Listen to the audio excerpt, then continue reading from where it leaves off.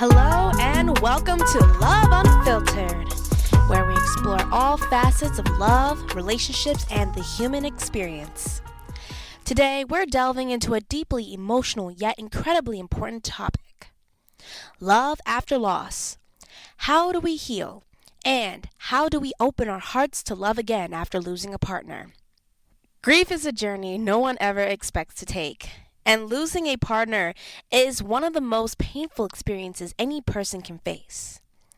The emotions are complex, and healing is never linear.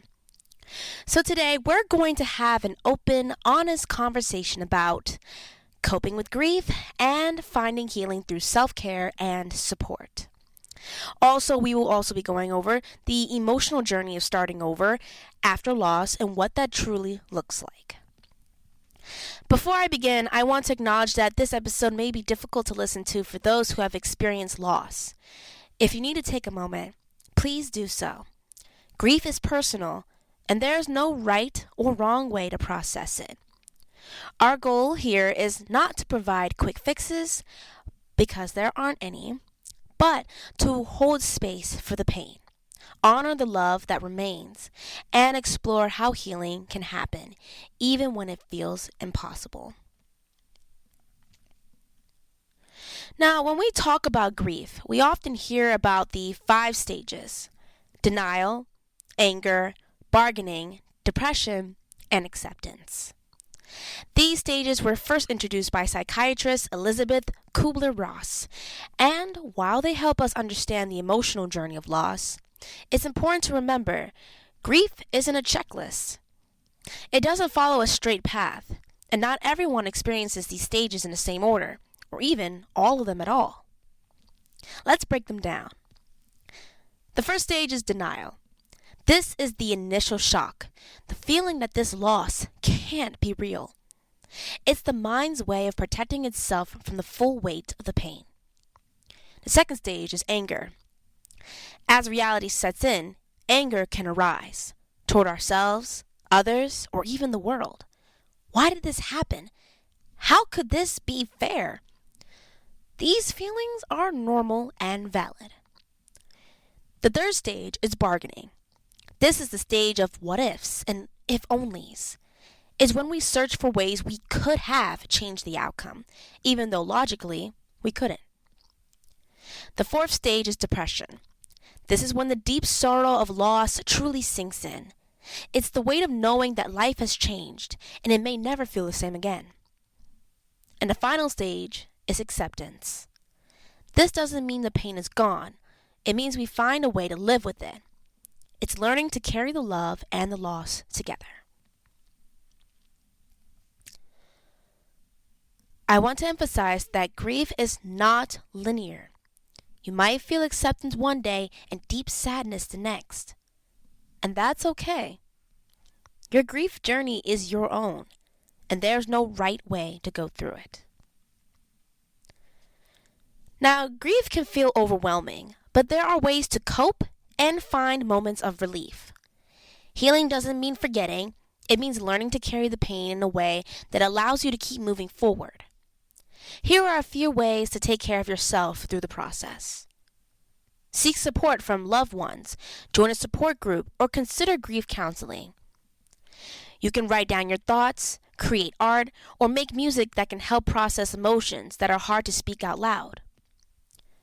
Sometimes, simply sitting with your emotions without judgment can be healing, so try meditation or mindfulness. And allow yourself to feel. There's no need to suppress your emotions or stay strong for others. Grief deserves to be felt. Losing a partner doesn't just leave an empty space in your heart. It can also feel like losing a part of yourself. When you build a life with someone, your identity becomes intertwined with theirs. So when they're gone, it's natural to ask, who am I without them? Rediscovering yourself after loss isn't about moving on. It's about reclaiming the parts of you that still exist, even in grief. That might mean finding joy in small moments like a morning walk or a favorite song. Reconnecting with old passions or hobbies that once brought you happiness. Exploring new experiences, not to replace the past, but to remind yourself that life still holds meaning. Grief changes you, but it doesn't mean you have to lose yourself entirely. Healing is about learning to carry your love and your loss in a way that allows you to keep living.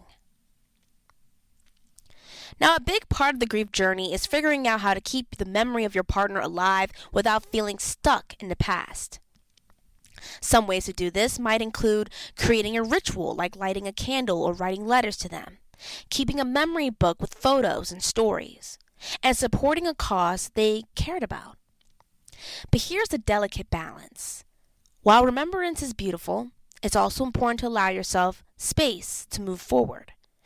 Moving forward doesn't mean forgetting. It means carrying their love with you while allowing new chapters to unfold. Now, I want to leave you with something to reflect on. How do you think someone can honor their grief while still allowing room for healing? There's no perfect answer, only what feels true to you. Maybe it's through storytelling, rituals, or simply allowing yourself to feel both the sorrow and the hope. If this question resonates with you, I'd love to hear your thoughts. Share your reflections with me on social media on Instagram, or on Fizz, or in the comments below on YouTube. Now, one of the hardest parts of grief is wondering if and when you're ready to start over. This is a big one. Love after loss. There's no rule book for this. Some people take years before even considering a new relationship, while others find comfort in connection sooner than they expected. But with that decision often comes fear. Fear of guilt, fear of comparison, fear of judgment from others. Questions like, am I betraying their memory? Will people think I've moved on too soon? What if I can't love the way I did before? These feelings are completely normal. The truth is, there's no right time to be ready. Readiness isn't about a specific date. It's about how you feel inside.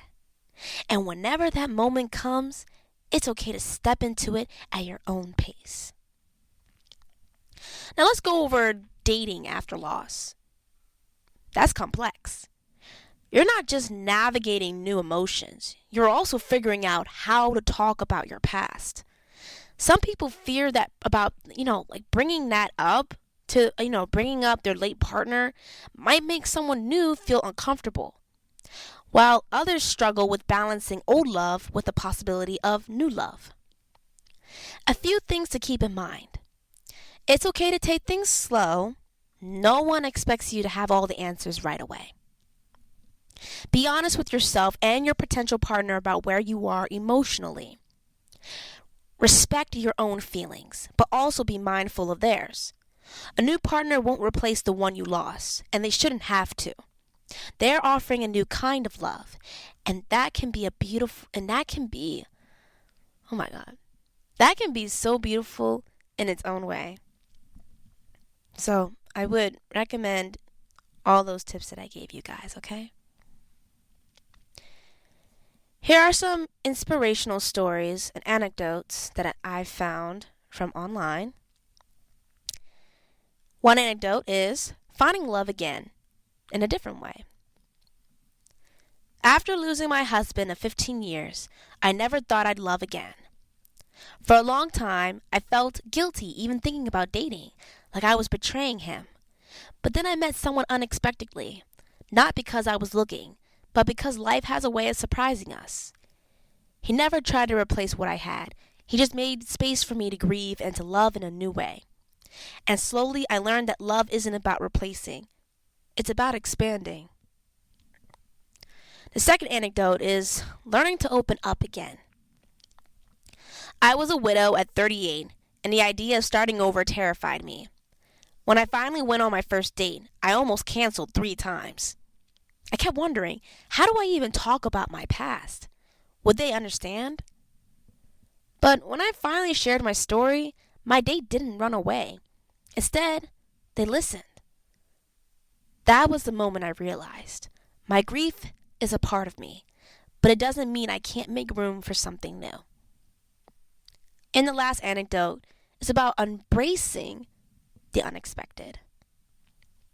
My late wife and I used to talk about how if something ever happened to one of us, we'd want the other to be happy again. But when I lost her, that thought felt impossible. Years later, I reconnected with an old friend. It wasn't an instant love story. It was slow, careful, filled with moments of doubt. But one day, I realized I was laughing again. Really laughing. And I knew that my wife would have wanted that for me. Love after loss isn't about forgetting. It's about choosing to keep living. Those are some wonderful, beautiful stories. I love those.